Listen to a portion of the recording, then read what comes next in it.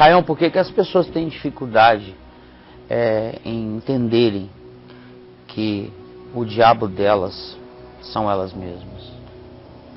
Porque senão elas têm que se enxergar, né?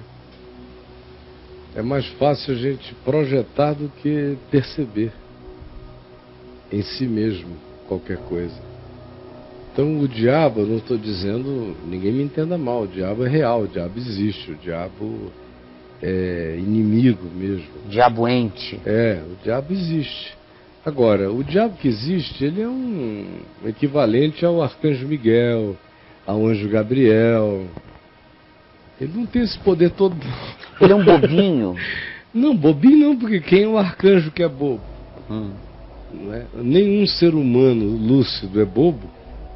Como é que eu vou dizer que um ente espiritual de uma outra dimensão é tolo? Ele é infinitamente mais poderoso do que eu. Ele é tolo, ele se tornou tolo por quem ele se tornou. Mas ele é poderoso. E o poder dele não diminuiu. Então, quando você pensar no diabo, pense numa criatura semelhante ao arcanjo Miguel. É nesse nível que a gente está lidando. Sim. O problema é que a mente religiosa fez do diabo um equivalente a Deus. Yin and Yang. O diabo é a contrapartida de trevas divinas. Botou ele 0 a 0. 0 a 0 com o Criador. Num nível de enfrentamento e de combate, onde Jesus é o herói de Deus para os combates e para as batalhas, segundo a percepção religiosa, assim, toda estanque, Sim. mítica e infantilmente dividida. Aquela religião da Marvel. Aí da Marvel. Jesus é que é o designado para sair no cacete com o diabo. Quando na realidade o Novo Testamento diz como é que Jesus trata o diabo. Sai, o bicho sai. Não permitiu que ele falasse. E no fim o destruiu com o sopro da sua boca.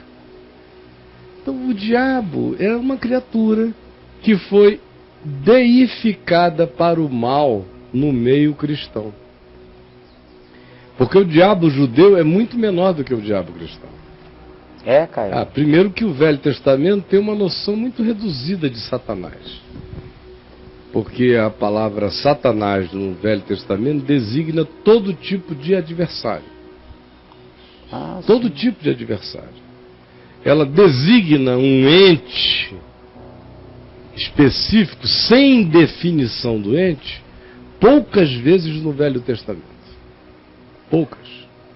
Você encontra no episódio com Davi, Satanás se levantou contra Israel, bem explícito. Você encontra no profeta Zacarias, com muita explicitude, a referência a Satanás como acusador na assembleia espiritual. E você encontra Satanás no livro de Jó, indo à assembleia dos Benai Elohim, dos filhos de Deus, ou seja, de Miguel, Gabriel e companhia eternamente limitada. Ele chegando nessa assembleia da qual ele fez parte.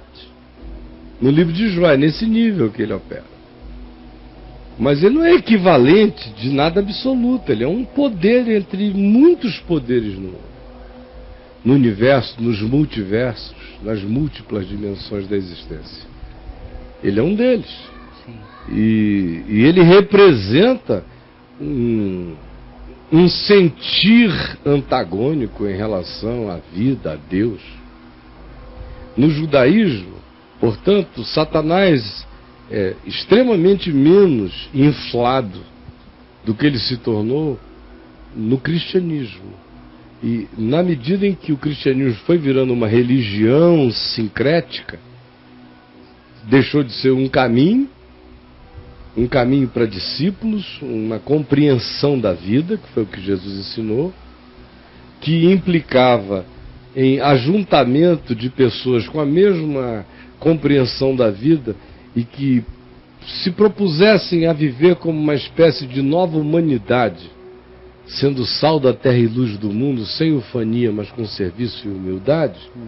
Quando isso que seria lindo se transformou nisto que se mostrou horrendo, que é o cristianismo, com os sincretismos que vieram, o diabo foi crescendo, foi sendo imantado pelas percepções que os povos tinham dos seus demônios, dos seus diabos. Porque no Novo Testamento, quem é o diabo? O diabo está despojado. Uhum. E com ele os principados e potestades foram despojados na cruz. Quem é o diabo? Eu vi Satanás caindo do céu como um relâmpago. Quem é o diabo? Depois que Jesus disse: nenhum mal vos sucederá, eis que eu vos dei autoridade sobre serpentes e escorpiões e sobre todo o poder do maligno. Quem é o diabo?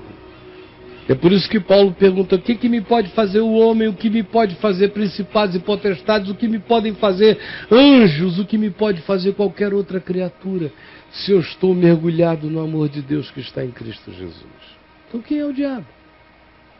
O diabo só tem essa saia imensa para evangélicos, protestantes, pelo cristianismo. No cristianismo eu acho que o diabo ganhou poderes crescentes, e dentro do cristianismo não tem nenhum grupo que tenha atribuído mais importância a Satanás do que os pentecostais, e depois deles os neopentecostais. Foi os que fizeram Jesus e o diabo se transformarem em antítese. Jesus é a tese, o diabo é a antítese. Mas Jesus está em guerra com Satanás. Nessa mesma medida, esses pentecostais e neopentecostais diminuíram Jesus para ficar do tamanho de um arcanjo Miguel. Ou, de um outro lado, exacerbaram a ideia de Satanás para ficar como se fosse um semideus.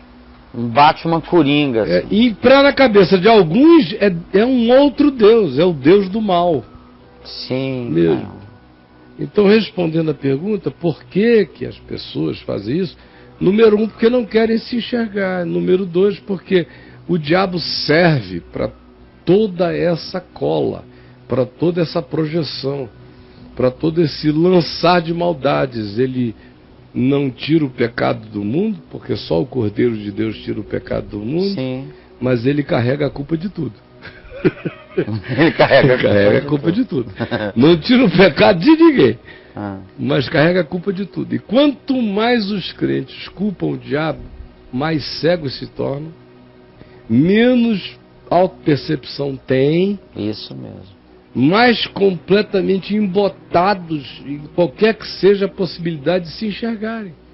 Porque quem transfere todo o seu eu para uma projeção, que é o diabo, sim, fica sem nem eu nenhum para ser. Porque tudo que de mal apareça no cara, o cara na mesma hora diz é o diabo, é um pedaço dele que ele é jogado para fora. Que não enxerga mais, é o diabo. Não, isso aqui não é meu, é do diabo. Eu estou com vontade de comer a mulher do vizinho, mas não sou eu, é o diabo. Aí, ai meu Deus, eu sinto uma coceira, eu não sei aonde, mas eu sou hétero, eu não sou homo, é o diabo. É o diabo. Vontade de pegar aquele dinheiro, não sou eu, é o diabo.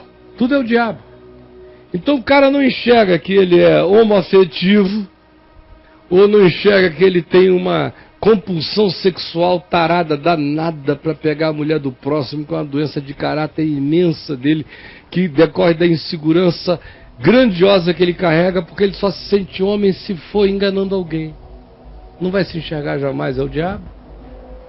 Não vai se enxergar jamais em nenhuma outra perspectiva, ele não vai se ver nunca ladrão, é o diabo.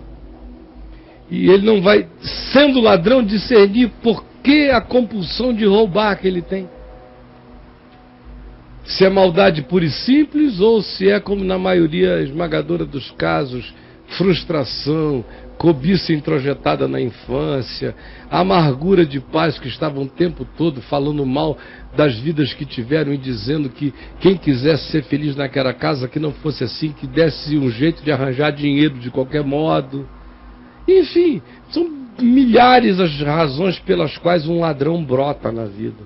Mas se o ladrão disser não fui eu, é o diabo, ele não vai nunca se enxergar. E se ele não se enxergar, ele não será nunca curado, será ladrão para sempre. Ele nunca vai fazer essa viagem. Nunca. Então, enquanto houver esse diabo Deus na cabeça dos crentes, não haverá crente nenhum para Deus. Enquanto houver esse diabo Deus para os crentes, não haverá crente nenhum para Deus mesmo. Porque esse diabo que está aí é apenas a melhor desculpa diabólica para ser humano nenhum se enxergar. E, portanto, não se converter. E não seja mais curado. Isso gera auto-vitimização. Total, não é só auto-vitimização, porque esse cara nem chega tanto Ele vira a se vítima do auto-vitimar. Ele já chega e se entrega como vítima satânica. Ele já entra em estado de concubinato com o diabo. Um concubinato parecido com aquele que um homem diz acerca de uma mulher que o enlouqueceu sexualmente.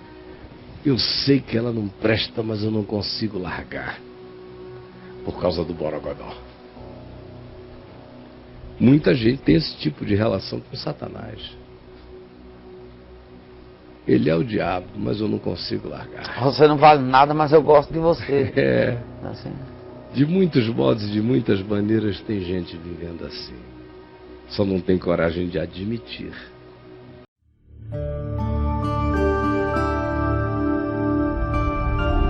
VNV TV, o canal é você.